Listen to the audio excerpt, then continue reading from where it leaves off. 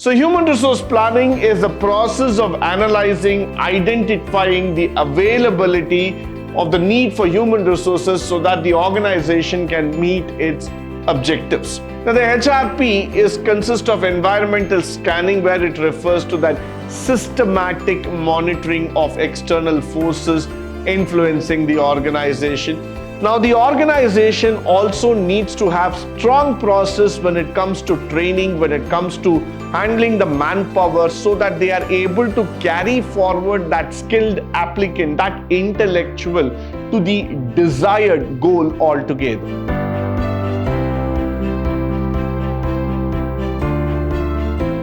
Good morning and welcome to the Unit 2, Session 1, 4th Semester BBA, Human Resource Management, where we're going to talk about human resource planning. Now, all of us know that in the subject of HRM, that is Human Resource Management, the most important thing is how do you plan with the given amount of resources to you. So human resource planning is a process of analyzing, identifying the availability of the need for human resources so that the organization can meet its objectives. The human resource planning is something even a step ahead of the management. Why? Whenever you start a company, you know that you have certain work orders to be completed, you have certain projects in the mind that needs to be executed. So you would start calculating the number of people that you need to complete the task. So the planning committee of the human resource team will first start understanding how much people or how many people do we need in order to complete that task. Now, the most important thing here is that we are looking for people with the right kind of ability at the right time in the right place. Now, all these three things should match for us.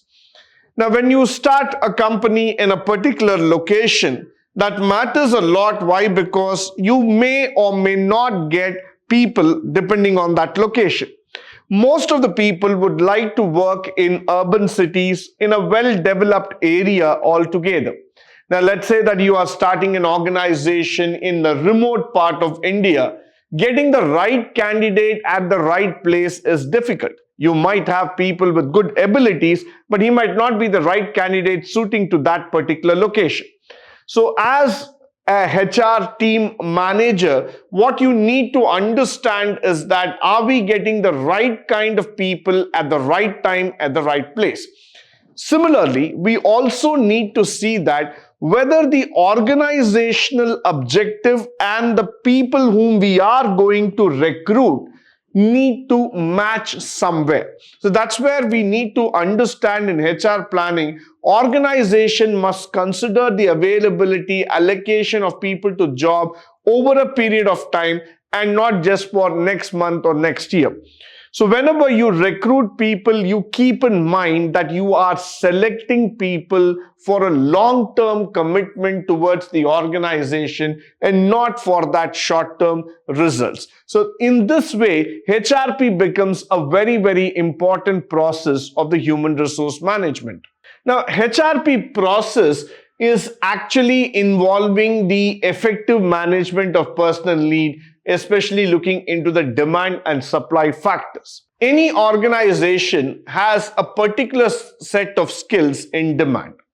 Nowadays, when we are talking about AI as the game changer, now AI becomes a hot skill that most of the employers would be looking into the prospective employees.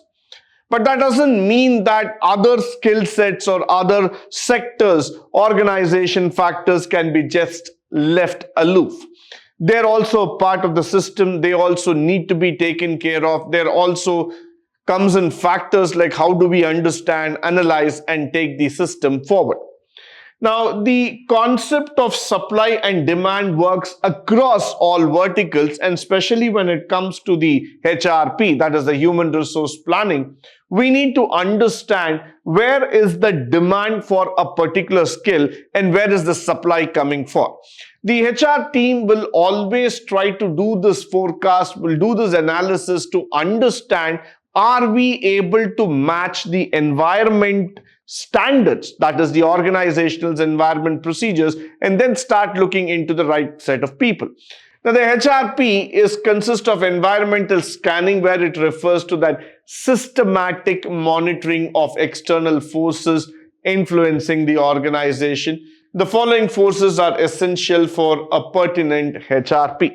Economic factors, including general and regional conditions. Now, these are things which I would always be looking forward in terms of the human resource planning. Why? Because it's a very, very simple and systematic process. It is not something that can be done overnight.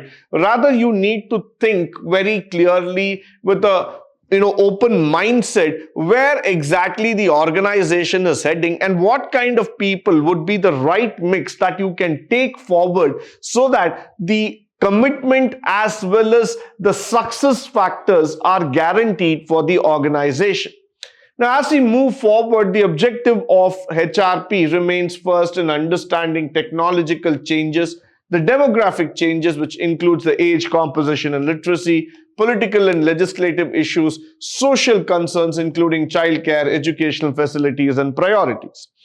Now, if you look into the Tata Group altogether, the group always understood that employees come first rather than just the customers alone. They believe that an employee is not just an asset to the organization, but it is a long-term investment. So when somebody takes up a job with the Tata Group, they understand that they are a part of a very big family which has got certain intrinsic values, which has got some ethos and principle deeply rooted in their organization, and that needs to be followed, and that culture runs across all platforms. So they look into the social laws, they look into the society, they look into the demographic factors, they look into all the facilities that can be provided to the employee so that he does not feel that he is completely left. He should feel that the aim of the HR, the aim of the company remains in making the employee comfortable inside the organization by providing him the right kind of facilities. So as a part of the HRP, one needs to look into the changes that are happening in the system, that are happening in the environment, adapt it comfortably, conveniently, so that all the employees feel safe in terms of doing that job in that environment. Followed by which the job analysis. Now this is quite interesting. Why? Because it's a procedure which you determine the duties and natures of job with a kind of people. So as we go with Michael Jusius, he says it refers to the process of studying operations, duty, organizational aspects of the job in order to derive the specifications. Now, the job analysis is a very, very interesting part because you are going to answer a very simple question. Rather, I would say it's a challenging question. Who should be hired and at what levels? Now, when you're going to recruit people at the entry level and when you're going to recruit people at the experience level, there is a whole lot of analysis that goes inside. Why? Because the job description might just talk about the numerical factors, the statistics or the numbers as we are talking about today. But then the job analysis goes a little bit deeper, trying to understand the matching factors that could make that job really fruitful and that employee being the right kind for that job. Sometimes I always ask this question: what is the kind of data that we need to look into for a job analysis? So let us start with the very, very simple thing called as age.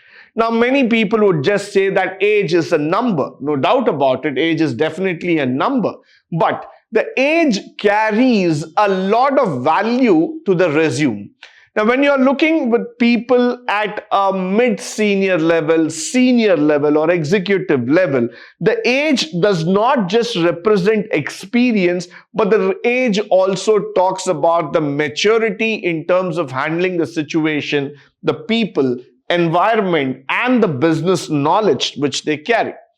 Now, most of the time, when you are looking into age as a factor, there are certain companies where they specifically mention the candidate should not be above 30 years, should not be above 45 years, 50 years. Now, whatever is the numbers that are put there, because they believe that age carries an amount of weightage towards the system, towards the process. Now, similarly, when you look into qualifications, when you look into experience, when you look into your traveling patterns, when you look into the kind of atmosphere that you have been brought up with, all these things will attract a certain amount of weightage towards the job analysis, because we are trying to understand whether you are the right fit for the kind of job that you have applied for. Now, in our system, especially when we are talking about the private organization, we need to understand and analysis what are the specifications of the job duties that somebody calls for. So that specification, the need of the hour, all has to be matched, and that's where job analysis becomes very, very important.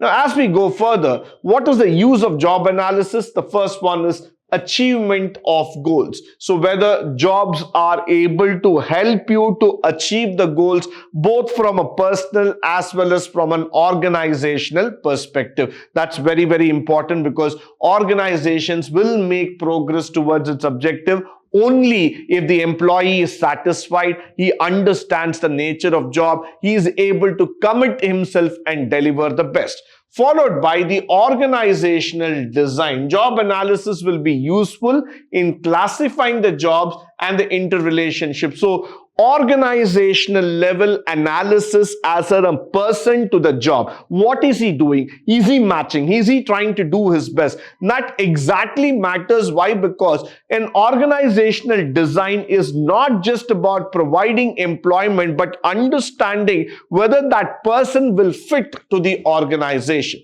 The manpower planning, it also helps in organization manpower planning. It defines the labor concerns and coordinates the activities that keeps going on. Now, moving further, we also need to understand the objective from recruitment and selection, placement and orientation, and that of employee training. The moment somebody gets into a job, the excitement levels are different. That's because you've got a job. That's the most important thing, to say to the society that I am employed. Now, for the organization, that's the starting step. Why? Because once you are inside a job, that means we need to prepare you for every step that you are going to take. So the next level is that we start putting you into a particular role. We start orienting you as what the organization is, what you need to do, basically talking about the do's and don'ts there. And then we start training you, making you understand what the management expects out of the employee. So for the organization, recruitment is just the beginning. Probably that is the step through which they get introduced to the world of applicants who are interested to be a part of the organization. Now, the organization also needs to have strong process when it comes to training, when it comes to handling the manpower, so that they are able to carry forward that skilled applicant, that intellectual, to the desired goal altogether. Followed by which the job evaluation and compensation, probably, yes, that's a very, very interesting factor to look into it, as in what your job carries in terms of the payment. Many people come with huge expectations. That's quite natural, being a human being, that you want more money for the same kind of job. For the organization, there are limitations, and for the human beings, the applicants, they always feel that, would this be an opportunity for me where I can get an increment, where I can get a hike in my salary? So the concept of compensation is not just about paying your salary, but it's about mapping your job to your skills and trying to understand what levels you need to be paid. Now, that will also be followed by the performance appraisal. Why? Because we are going to match you versus the expected and the actual. So, moment that match the following happens in the organization, we come to understand whether the employee has really stood up to the expectations? Has he fall short somewhere, or has he delivered way above the expectation? So performance appraisal will also form a very, very important part of the human resource planning and its objectives. Followed by which we also talk about health and safety and employee counseling. Now, there are zones where, the work starts becoming hazardous. Typical example could be a mining company altogether, or you're working in a chemical factory, you're working in some manufacturing production unit. So health and safety does become a concern for the organization to make you feel safe within that work environment. And the employee counseling. These days, the counseling is not just about understanding your problems, but it is about the futuristic mind thought where we start thinking where the employee would face challenges. How do we need to make the employee feel relaxed from the mind standpoint and make him understand that his career choices, his objectives are trying to match with the organization. Followed by which we are going to talk about an interesting thing called as job design. So how do you think managers would have started realizing about a job, and how do they design a job altogether? Now, all of us know whenever we talk about design, it's quite interesting or easy to talk about products, because products have a particular shape, they have a particular outlook altogether. So the feel and touch factors make the employees, make the human beings more interested. So the moment I talk about a mobile phone, I talk about a computer, a car, there is some factor that keeps you excited because you are able to visually analyze the design. But when it comes to something intrinsic, when it comes to something intellectual in nature, like that of a job design, how do you exactly do it? Many times people will ask this question, is the design of a job being done because of the need, of the necessity, or it is being created out of some visualization factor? Now let's try to understand. The job design is considered to be primarily based out of the productivity and job satisfaction, which means to say that keep the employee happy and also make him productive. See to that the employee is able to deliver the best by remaining contented. So there's a huge challenge. You need to understand these factors clearly. One side, you want the employee to be happy because he has to continue with the organization. He needs to create a long-standing relationship. The other side, you see that there is a pressure on the deliverables part. So how are you going to combine these two to make it happen? So when we talk about this deliverables, it also comes into picture that the job design has to be kept in mind in such a way the productivity enhances with the satisfaction. So these are two parallel lines, but then they have to come to an equilibrium point at one particular instance. So job design is definitely going to be a very, very interesting factor. Now, the negative consequences of job design is that if you have not understood the role, responsibility to the productivity, if you're going to keep some fascinating ideas or targets which cannot be achieved, which cannot be done by a normal intellectual, automatically the job falls flat and the employee churnout ratio would start going higher, by which the organization might lose those valuable resources. So when you design a job, please keep in mind that you need to keep the productivity and satisfaction at the maximum. Now, the principles of job design includes understanding the skill variety, then influence the task and identity, influence the significance factor, start working on the autonomy, giving people the space to work, and influence on the feedback. So let's first try to understand each one of them separately. The first one is the skill variety. Normally, in an organization, you don't want people having the same monotonous skill. I'm not just going to recruit only engineers, only doctors, only chartered accountants or lawyers or architects into my firm. Unless and until, let's assume this factor that I have a specialized organization. Suppose, let's say that I'm a law firm. In that point of time, I'm supposed to recruit only lawyers. If I'm running an hospital, yes, predominantly I would recruit only doctors. Now, keeping those specialized factors, but if I'm just a general organization, I need a variety in terms of skill. I need a variety in terms of collection of people. Now, for every skill, for every job and everything that needs to be done, there needs to be an identity combining tasks into the natural form of the flow. Which means to say that, let's say I'm recruiting a software engineer into my firm. The aim of recruiting this particular person is not just to fill that post, but I need to see that that skill and the identity that he derives from the job should match so that he is able to deliver the work in a natural way and he is able to do the task as simple, as easy as possible. It should not be somewhere that he gets completely confused about his own identity. It is not somewhere that he loses the track of why he is being recruited to the organization. So the identity of recruiting a person and matching towards the goal is mandatory.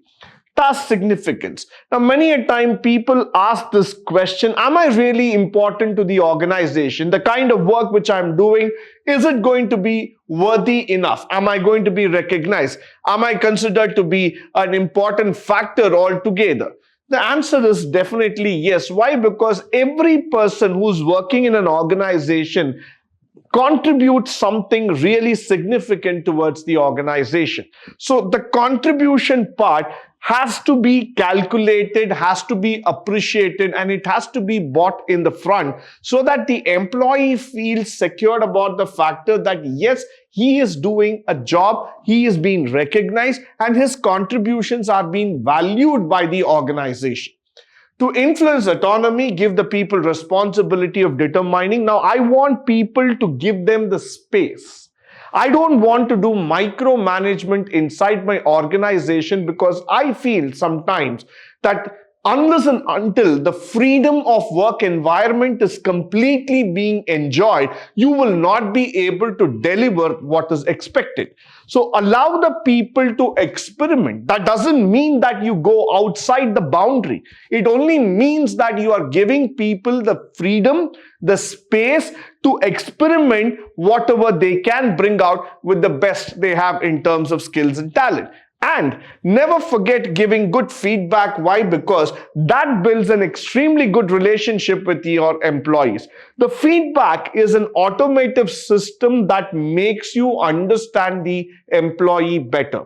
Feedback doesn't mean that identifying things that you have done wrong. It means that a process, a system by which I can correct you, I can give you points to improve and make yourself better. So when we follow all these things, the job design becomes interesting. Followed by which the job enlargement, that means that you're going to increase the number of tasks to perform. So like any other, it tries to eliminate the boredom. I'm trying to give you more space, more factors, more ideology to play with so that you don't come back and tell me that, sir, I've been doing this job again and again. I'm bored with it. I'm just doing a data entry process. I'm just doing a design process. I'm just doing an accounting process. No, that's not. I'm enlarging your scope, which means to say with accounting, can you do some financial analysis? With financial analysis, can you do some reporting? Can you do some speech? Can you do some design? Which means to say that I'm trying to enlarge your scope, making you feel that yes, there is multiple opportunities within the sector in which you have been selected. Now with that, the job enlargement also starts looking into the methods. There are many methods under which we can start getting into it. And although all these job enlargement actually challenges the space of work, but with that, you also add responsibility to the employee. Now with that, we also go to the most and the important part of the system today that's called as the job evaluation. It's a systematic process of analyzing and evaluating jobs to determine the relative worth in an organization. Now that word is very, very important. Why? Because relative worth, what you are to the organization, can be done only by job evaluation, which means it helps you to design a sound compensation system in the organization. Many people in this world would always fancy upon the factor that when CEOs get a 7-digit or an 8-digit pay pack altogether, why am I not getting those kind of money? Now the question comes very, very straight, but the answer to that is quite complicated. Why? Because you need to understand that you're being selected for a role based on certain factors, and the salary and wage administrations comes into the factor with a lot of challenges to it. So once you evaluate a job, you understand the risks that are associated with the job, and then you start looking forward in terms of your compensation. With this, I come to the end of today's session. I hope and believe that all the facts and figures spoken in this class would be of a great help to you. And in the upcoming sessions, we would be talking more about the job selection and the various other factors. But until then, stay tuned, stay blessed. You have a great day ahead. Thank you once again for joining me today on this wonderful session.